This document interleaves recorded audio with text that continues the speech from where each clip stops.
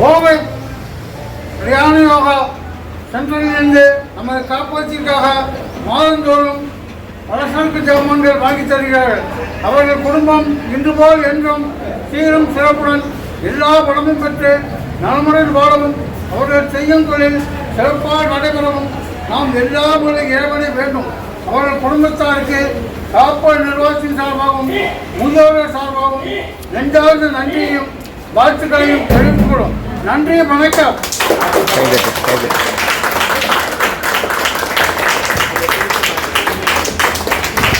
எவரொருவர் குருவை மதித்து ஒழுகினாலும் இப்பெருமை இயல்பூக்க நியதியாகும்.